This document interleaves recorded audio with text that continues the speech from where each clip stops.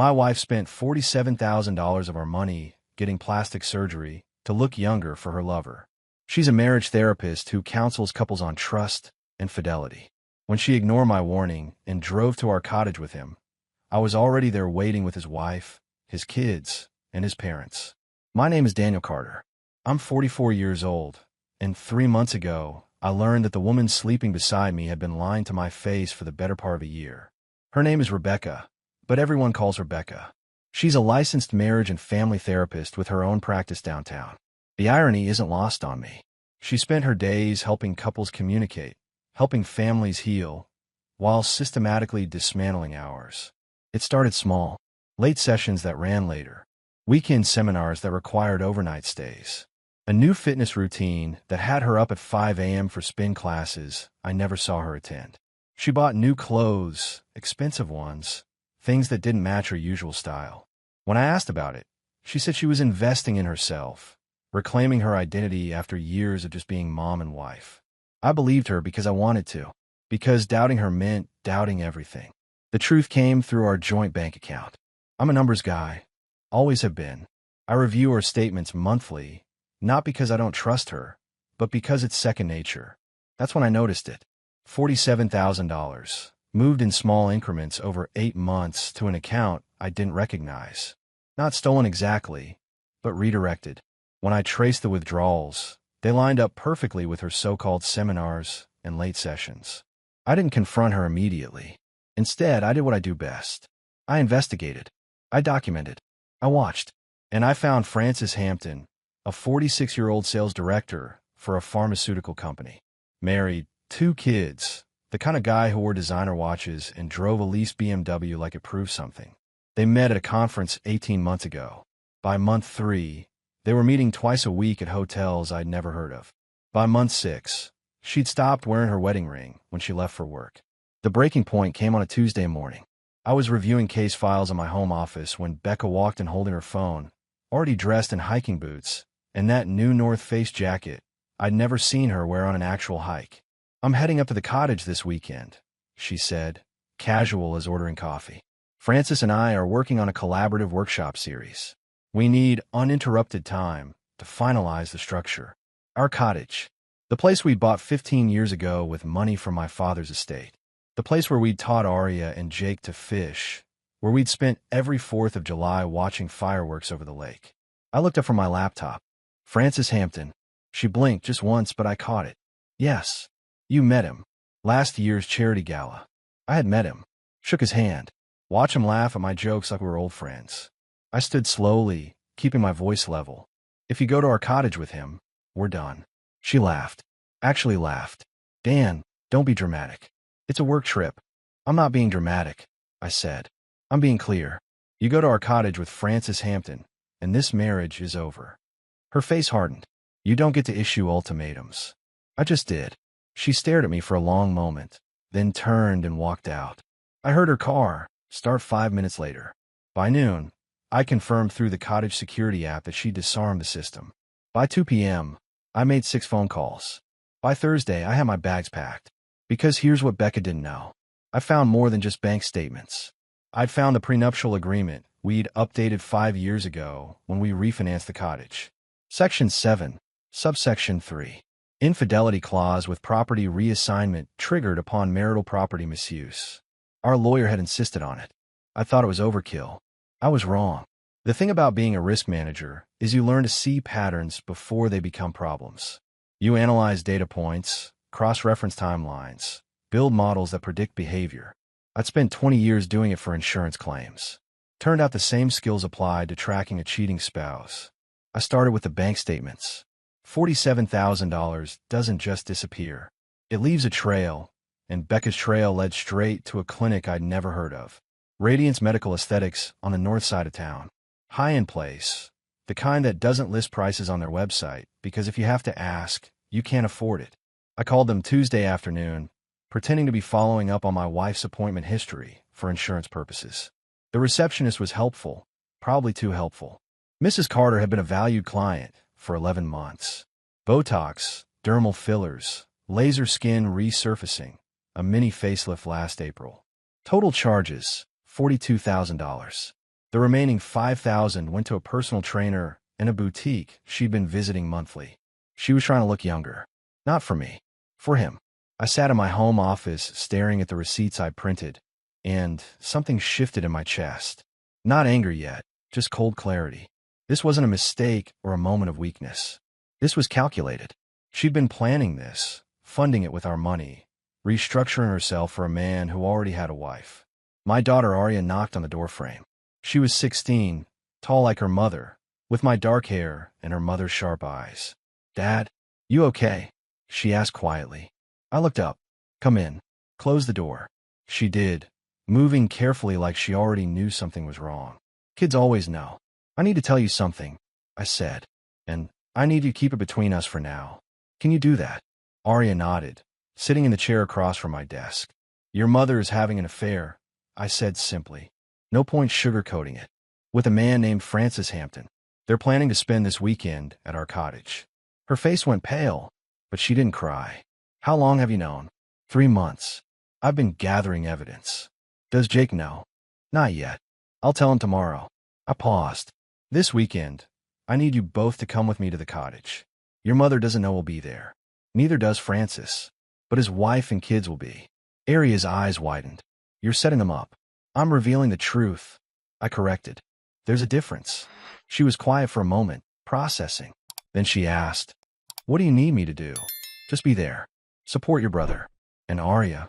I met her eyes. "I know you're on social media. I know you have a large following. If you happen to document what happens this weekend, I won't stop you. But that's your choice." She understood immediately. "Instagram live. Only if you think it's appropriate," I said carefully. "I won't ask you to do it, but I won't tell you not to either." Arya stood, walked around the desk, and hugged me. "She's wrong, Dad. Whatever she told herself to justify this, she's wrong." After she left, I made more calls. Francis Hampton's wife, Elena, answered on the second ring. I told her everything. She listened without interrupting, and when I finished, she said simply, "What time should we arrive?"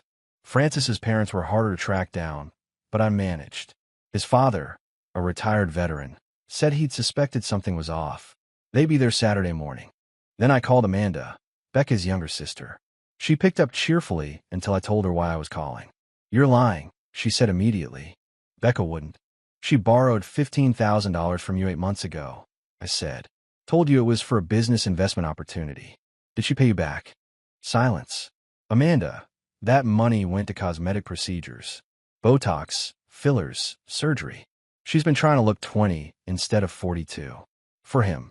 I heard her breathing change, anger replacing denial. "I want that money back.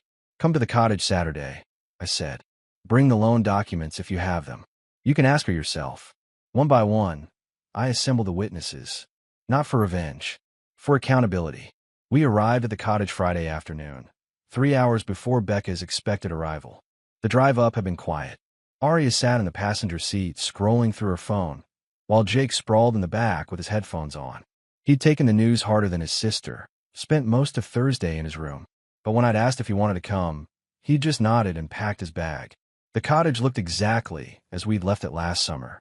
2 stories of weathered cedar overlooking the lake, a wraparound deck, a dock stretching into dark water. I'd built half of it myself 15 years ago, spent weekends hauling lumber and driving nails until my hands bled. Becca used to bring me lemonade and kiss my forehead, tell me I was building our future. Guess she'd found a different future. I unlocked the door and immediately checked the security system. Disarmed at 11:30 this morning. She was already here, probably upstairs in the master bedroom. The bedroom where we'd conceived both our children. "Dad," Arya whispered, pointing toward the deck. Through the glass doors, I could see 2 figures. Becca in a sundress I'd never seen before, and Francis Hampton, shirtless, holding a glass of wine. They were laughing. I felt Jake tense beside me, but I put a hand on his shoulder. "Not yet," I said quietly. "Let them enjoy it. They won't be laughing long." We moved through the cottage silently, setting up in the guest rooms downstairs. I just finished unpacking when I heard gravel crunching in the driveway. Right on schedule. Elena Hampton's SUV pulled up first. She stepped out wearing jeans and a calm expression that reminded me of a surgeon preparing for a delicate operation. Behind her, Two kids emerged. Lily, 13, clutching a backpack. Owen, 11, looking confused but obedient. I walked out to meet them. Mrs. Hampton. Mr. Carter, she replied, shaking my hand. Thank you for the invitation. Call me Dan. And thank you for coming. She glanced at the cottage. Are they inside? On the back deck. They don't know you're here yet. Elena smiled, but it didn't reach her eyes. Good. 20 minutes later, Francis's parents arrived. His father, a stern man in his 70s named Harold, parked his truck and surveyed the cottage like he was assessing enemy territory. His mother, Grace, looked sad but determined. I gathered everyone in the living room, while Beck and Francis remained oblivious outside. Arya had positioned herself by the front window, phone in hand. Here's how this works, I said, keeping my voice low. They think they have the place to themselves. In about 10 minutes, I'm going to walk out there and invite them inside for dinner. That's when they'll see all of you. Elena nodded. And then we have a conversation, I said. A very honest one. Harold Hampton spoke up, his voice gravelly. That boy of mine always thought he was smarter than everybody else. Time somebody showed him different. I checked my watch. Arya, Jake, stay with the Hamptons for now. When I wave, come out. I walked through the cottage toward the back deck, my heart steady despite everything. This was it, the moment I've been planning for weeks. I slid open the glass door. Becca turned, wine glass frozen halfway to her lips. Dan, what are you doing here? Francis scrambled to his feet, grabbing for his shirt. I live here, I said simply. Well, I own it anyway. Thought I'd come up for the weekend. Hope you don't mind. You can't just, Becca started. Actually, I can, I interrupted. It's my property. But don't worry, I brought company. Wanted to make it a real family gathering. I stepped aside and waved toward the house. That's when Elena Hampton walked out onto the deck, followed by her children. Then Francis's parents. Then Arya and Jake. Francis went white. Elena? What are you? How did you? Hello, Francis, Elena said calmly. Surprised to see me? Becca's wine glass slipped from her fingers, shattering on the deck. She looked from Elena to me, to the children, standing in awkward silence. I warned you, I said quietly, meeting Becca's eyes. I told you exactly what would happen if you came here with him. I was already here, waiting, with his wife, his kids, and his family. The silence that followed could have swallowed sound itself. Nobody moved for what felt like an hour, but was probably 30 seconds. Becca stood frozen in her new sundress, pieces of shattered wine glass glittering around her bare feet. Francis had managed to pull his shirt on, but hadn't buttoned it, his hands shaking too badly. Elena Hampton broke the silence first. Well, she said pleasantly, since we're all here, we might as well eat. Dan mentioned something about grilling salmon.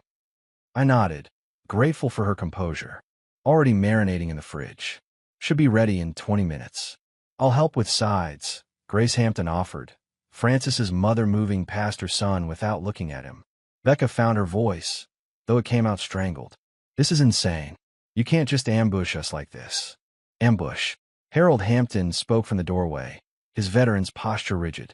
Son, you're sleeping with another man's wife in that man's house, and you think he's ambushing you? Francis opened his mouth, closed it, opened it again. Nothing came out. Everyone inside, I said, my tone leaving no room for argument. We're going to sit down like adults and have a conversation. Then we're going to have dinner.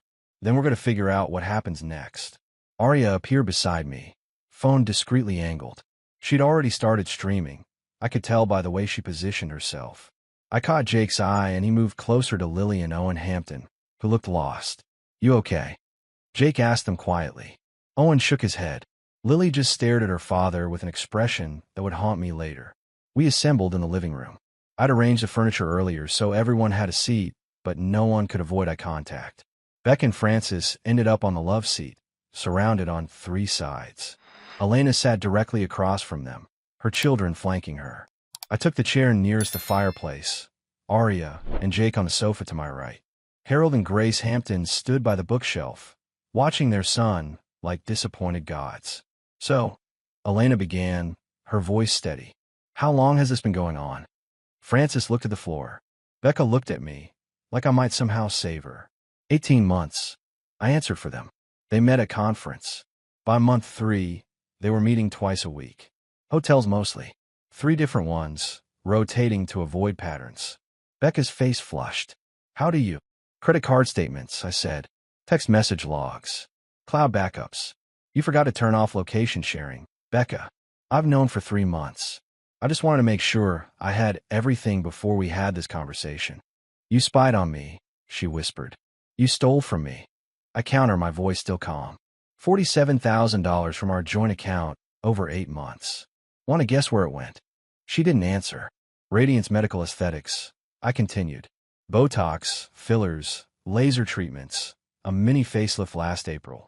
$42,000 trying to look younger. The other $5,000 went to a personal trainer and new clothes. Elena turned to Francis. You knew about this? He stammered. I didn't ask her to. You didn't have to ask, Elena interrupted. She did it for you. Spent her family's money trying to be 20 again instead of 42. That's dedication. Aria's phone was steady, capturing everything. I knew her followers were watching this unfold in real time. Hundreds of people, maybe thousands, seeing exactly what betrayal looked like when you dragged it into the light. Grace Hampton finally spoke, her voice soft but cutting. Rebecca, does your family know you're here? Becca looked up, confused by the question. My family? What does that have to do with? Your sister Amanda is driving up tonight, I said. She'll be here by 8. Wants to talk to you about the $15,000 you borrowed for a business investment. The money that actually paid for your cosmetic procedures. The color drained from Becca's face. Dinner was salmon with roasted vegetables, a meal I prepared 100 times in this kitchen. I grilled outside while the adults sat in uncomfortable silence. Nobody willing to leave, nobody knowing what to say. The smell of cedar smoke and lemon drifted through the evening air. When I brought the food inside, I found the kids missing. All 4 of them gone. Where did they go? Becca asked, her voice tight with panic. The dock. Aria called from the window. They're talking. I walked to the glass doors and looked out. Under the last rays of sunset, 4 figures sat at the end of the dock, legs dangling over dark water. Jake and Owen on one side, Aria and Lily on the other. They were too far away to hear, but I could see gestures, heads nodding, Lily wiping her eyes. Leave them, Elena said quietly from behind me. They need this. We ate in shifts, adults first, keeping watch through the window. Francis tried to speak twice, but his father shut him down with a look. Becca picked at her food, glancing between me and Elena like we were predators circling. After 30 minutes, the kids came back. They walked in together, a united front, and something in their posture had shifted. Aria led them, chin up, phone still recording. They positioned themselves in the living room, standing rather than sitting. We want to say something, Aria announced. Everyone stopped. Even Becca and Francis looked up from their plates. Jake spoke next, his 14-year-old voice steady despite the tremor underneath. We talked, all of us, about what you did, what it means, and what we want. Lily Hampton stepped forward, her 13-year-old face streaked with dried tears but determined. Mom, we love you. But Dad. She turned to Francis. We don't want to live with you anymore. Francis's fork clattered onto his plate. Lily, you don't mean that. Yes, I do, she said firmly. Owen nodded beside her. Owen, the youngest at 11, found his voice. You lied to Mom. You lied to us. Every time you said you were working late or traveling for business, you were with her. He pointed at Becca without looking at her. You chose her over us. That's not true, Francis protested, standing. I love you both. I never chose. You chose every day. Aria interrupted, her phone still recording. Every time you texted her during dinner. Every Sunday at 10 p.m. Every hotel room you paid for with money that should have gone to your family. Those were choices. Elena's hand went to her mouth, but she didn't cry. She just watched her children claim their truth. Jake turned to Becca. Mom, I've been thinking about this since Dad told me. Trying to understand why you do this. I kept asking myself what we did wrong, what Dad did wrong, why we weren't enough. Jake, sweetie, you are enough, Becca said desperately. This has nothing to do with you and Aria. It has everything to do with us. Jake cut her off. You spent our college fund, making yourself look younger for him. You lied to us for 18 months. You brought him into our lives, our home, our family, and you pretended everything was fine. Becca opened her mouth, But Arya stepped forward. "We recorded everything tonight," my daughter said, holding up her phone. "The whole confrontation. It's been streaming live to my Instagram for the past 2 hours. 32,000 people have watched it. Your clients, your colleagues, your professional network, they've all seen what kind of therapist you really are." Becca's face went white. "You didn't. Arya, tell me you didn't." "I did," Arya said simply. "Because people deserve to know the truth. Your patients trust you with their marriages, their families, their deepest problems. They should know you can't even be honest in your own." That's a violation of my privacy," Becca stammered. "Like stealing $47,000 wasn't a violation of our family." Jake shot back. The 4 kids stood together, presenting a united front that neither Becca nor Francis could break through. In that moment, they looked older than their years, aged by betrayal but stronger for facing it together. Harold Hampton spoke from his chair, his veteran's voice carrying weight. "Son, you've lost your children's respect. That's something you can't buy back, can't apologize away. You'll spend the rest of your life trying to rebuild what you destroyed tonight." Francis sank back into his chair, his face buried in his hands. Elena stood, placing a hand on each of her children's shoulders. "Thank you," she said softly, "for being braver than your father." Amanda arrived at 8:30, her car's headlights sweeping across the cottage like a searchlight. I watched from the deck as Becca's younger sister stepped out, her expression somewhere between confusion and fury. She'd driven 3 hours, and I'd given her just enough information to ensure she'd come. "Where is she?" Amanda demanded as I opened the front door. "Living room," I said. "But Amanda, her parents are on their way too. Should be here within the hour." She stopped mid-stride. "You called Mom and Dad?" "I called your father," I corrected. "Told him everything. He said they'd come immediately." Amanda's eyes widened. "This is going to destroy Mom." "Becca did that," I said quietly. "Not me." We walked inside together.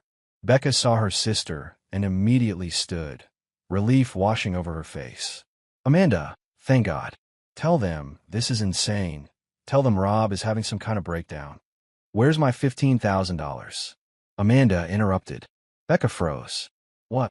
"The money I loaned you last year," Amanda continued, her voice hard. "For your certification course. The one that was supposed to help you expand your practice. Where is it?" "I told you, it's tied up in the investment."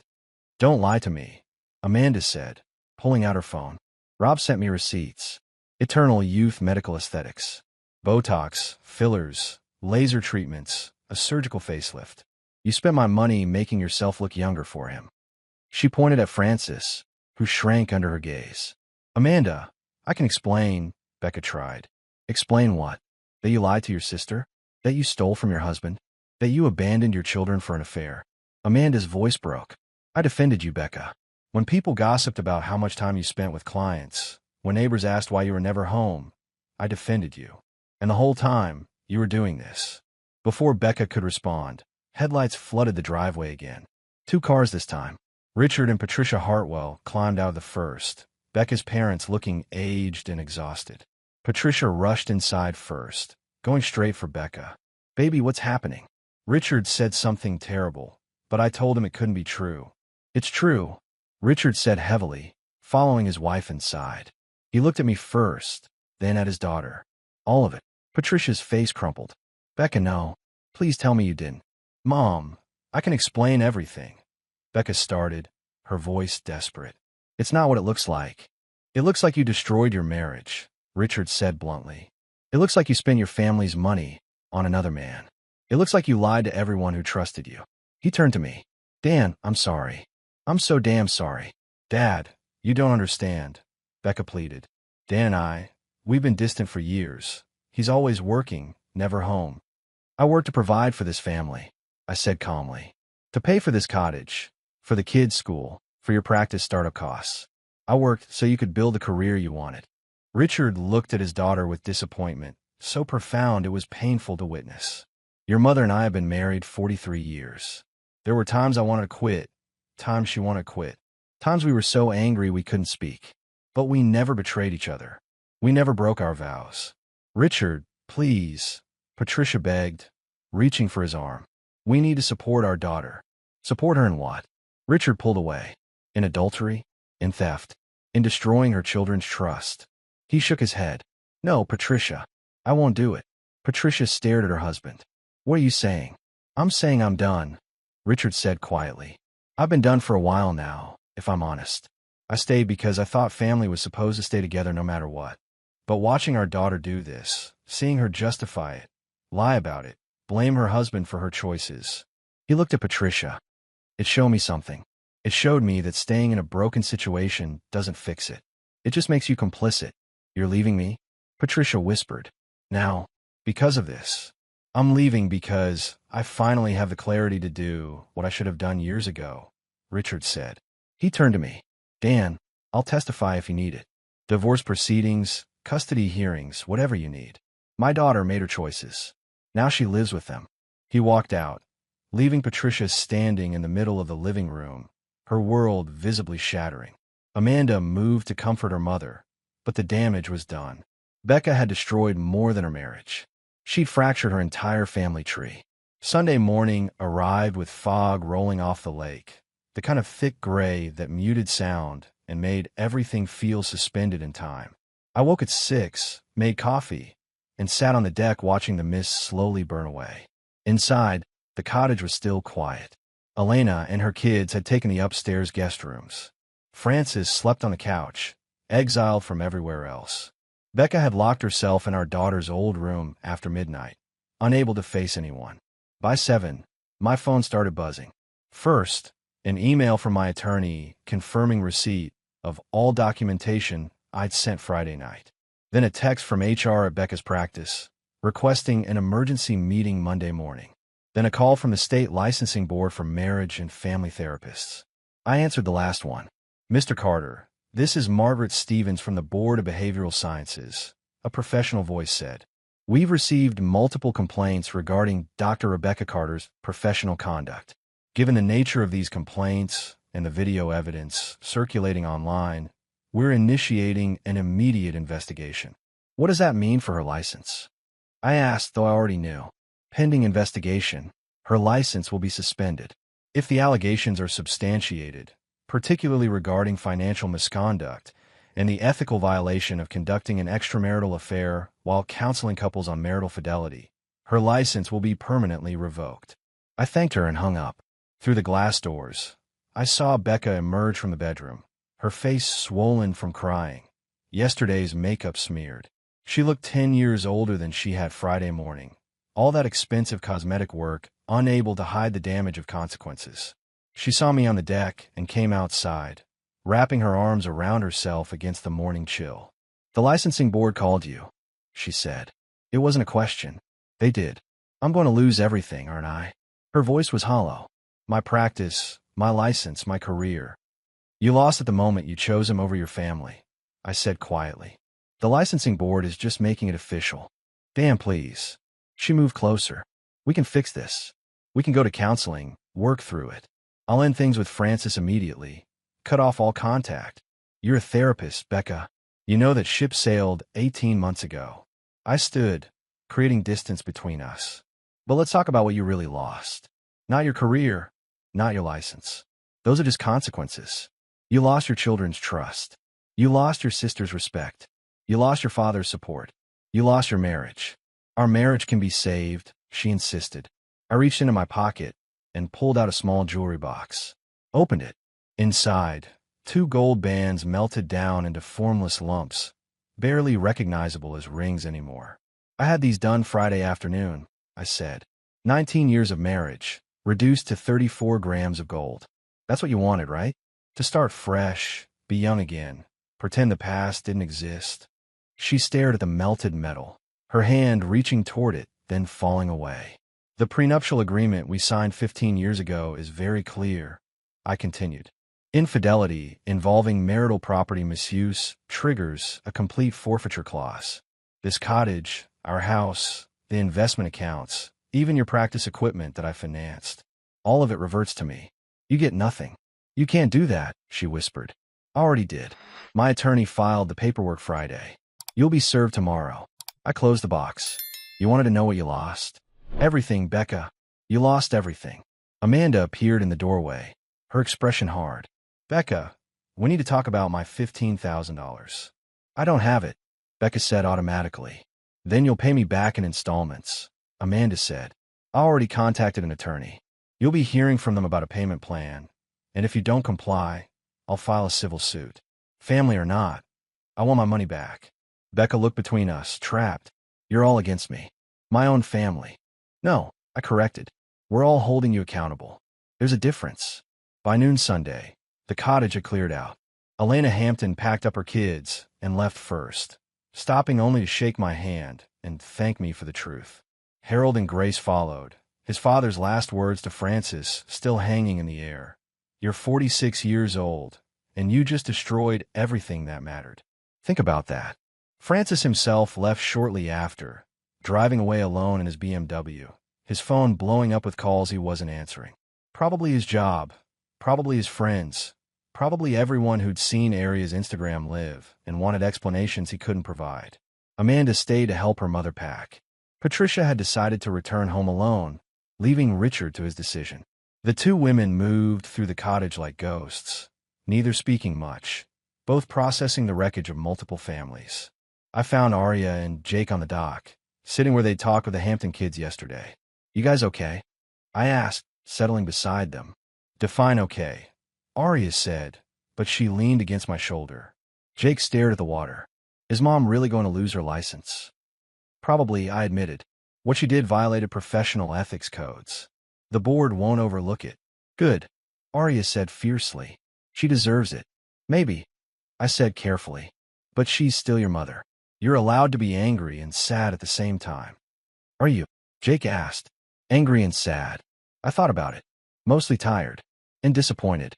I spent 19 years building a life with someone who threw it away for something that was never going to last. Do you still love her? Aria's question was quiet. I love who I thought she was, I said. But that person might never have existed. And I can't love someone who doesn't exist. We sat in silence for a while, watching the lake. The fog finally burned away completely. Then Jake spoke again. Dad, Lily, and Owen Hampton gave me their numbers. Said we should stay in touch. That we get in a way other kids won't. That's good, I said. Hold on to that. You're going to need friends who understand. Aria's Instagram blew up, Jake added. Like, millions of views now. People are calling her a hero for exposing Mom. I looked at my daughter. How do you feel about that? She shrugged. Weird. I wasn't trying to be a hero. I just wanted people to know the truth. Sometimes that's the same thing, I said. Becca appeared on the deck, her bags packed, her sister waiting by the car. She looked toward us, and for a moment I thought she might walk down to the dock, might try to apologize or explain or beg for forgiveness. But she didn't. She just stood there, watching her family from a distance she created herself. Then she got into Amanda's car, and they drove away. She didn't even say goodbye, Jake said. Maybe she knew you wouldn't want to hear it, I replied. We stayed on the dock until sunset, the three of us together, processing the end of one chapter and the uncertain beginning of another. The cottage behind us felt different now, less like a sanctuary and more like a crime scene. But it was still ours, still home. What happens now? Aria asked as the sky turned orange and pink. Now we rebuild, I said. The three of us. No lies, no secrets, no pretending things are fine when they're not. Can we do that? Jake's voice was small. We have to, I said. Because the alternative is letting what she did destroy us too. And I won't give her that power. They both nodded, and we sat together until the stars came out.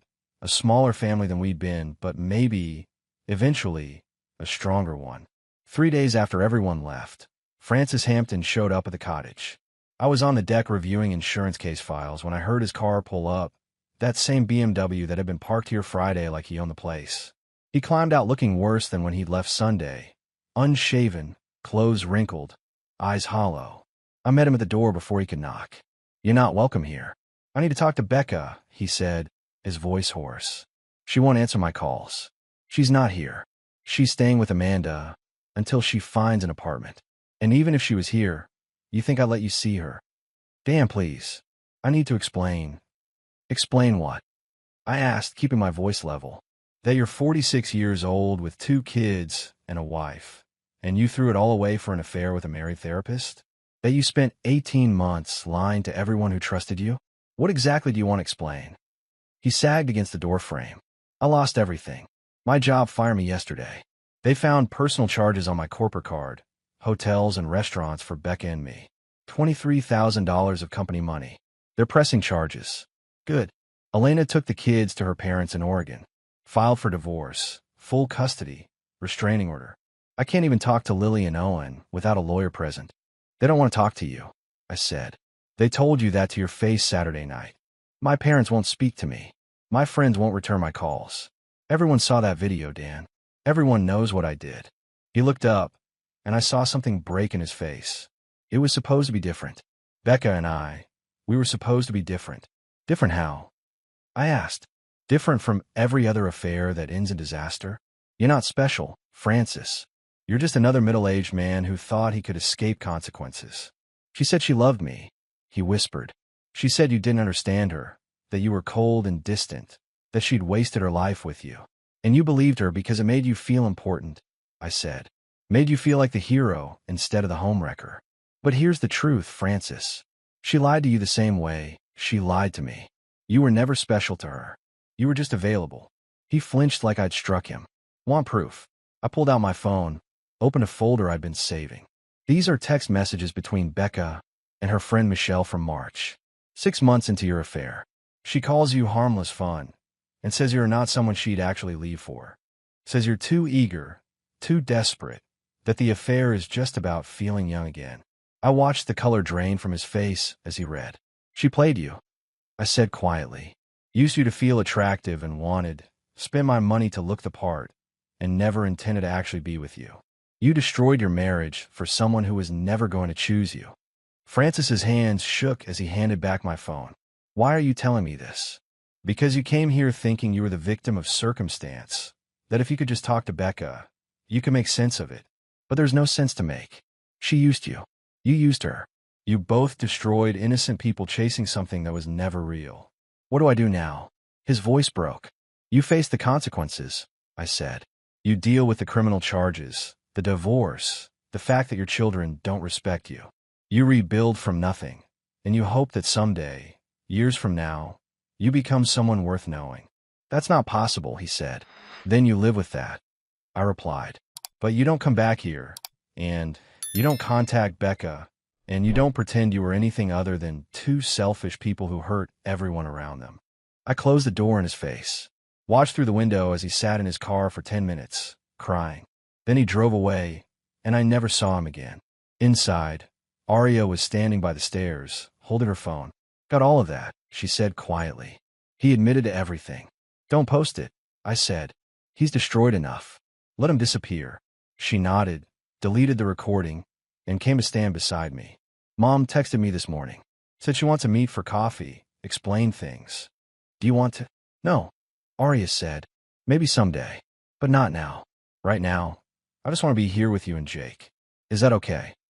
That's perfect, I said, pulling her into a hug. That's more than okay. For months later, the cottage looked different. Fresh paint on the deck, new furniture in the living room, photographs of just the three of us replacing the family portraits that had included Becca. Aria was starting her senior year. Jake was settling into high school, and I was learning how to be a single father who didn't have to pretend everything was fine. The divorce had finalized in September. Becca got her personal belongings and her car, nothing else. The prenuptial agreement held up perfectly in court, the judge noting that financial fraud and asset misuse during infidelity triggered the forfeiture clause without ambiguity. She'd lost her therapy license permanently, her practice closed, her professional reputation destroyed by the viral video that still circulated online as a cautionary tale. She was working as a receptionist at a dental office now, living in a studio apartment 40 miles away. Amanda made her sign a payment plan for the $15,500 a month for 30 months. Every payment was a reminder of what she'd done. I heard through mutual friends that Francis's criminal trial was pending, that Elena had remarried already, that his kids had legally changed their last names to their mother's maiden name. He'd become a ghost, erased from the lives he'd destroyed. As for me, I was sitting on the dock on a Saturday afternoon in October, watching the autumn sun turn the lake golden, when Elena Hampton's voice came from behind me. Dan? Hope I'm not intruding. I turned, surprised. She looked different than I remembered, lighter somehow, like she'd shed a weight. Elena, what are you doing here? In the area of visiting friends, she said. Thought I'd stop by, see how you were doing. Hope that's okay. Of course. I gestured to the spot beside me. How are the kids? Good. Really good, actually. They're in a new school in Portland, making friends, getting therapy. Lily's talking about college already. Owen joined the soccer team. She smiled. They ask about Arya and Jake sometimes. I think they've bonded over the trauma. Arya and Lily text regularly. I admitted. They've got a group chat they call Children of Idiots. Dark humor, but it seems to help them. Elena laughed, genuine and warm. That's perfect. She paused, looking out at the water. I wanted to thank you again for exposing the truth. It hurt like hell, but it freed me from years of suspicion and gaslighting. Francis always made me feel crazy for questioning him. Turns out I wasn't crazy at all. You never were, I said. You were married to a liar. That's not the same thing. We sat in comfortable silence for a moment. Then she said quietly, my divorce finalized last month. Mine too. September. So we're both free, she said, glancing at me. Weird feeling, isn't it? Terrifying, I admitted. I spent 19 years building a life that turned out to be built on lies. Now I'm starting over at 44, trying to figure out what's real. This is real, Elena said, gesturing at the lake, the cottage, the peace. Your kids are real. The way you handled everything with integrity and strength, that's real. The rest, we figure out as we go. I looked at her, really looked at her, and saw someone who understood. Someone who'd walked through the same fire and come out the other side. Not a relationship. Not yet. Maybe not ever. But a connection, a possibility, a reminder that broken things could heal. Want to stay for dinner? I asked. Nothing fancy, just burgers on the grill. The kids would love to see you. I'd like that, she said, smiling. As the sun set over the lake, I realized something. Becca had tried to destroy everything we'd built, but she'd only destroyed herself. The cottage was still standing. My kids were still strong. And I was still here, learning to build something new from honest foundations. It wasn't the life I planned, but maybe, eventually, it would be something better.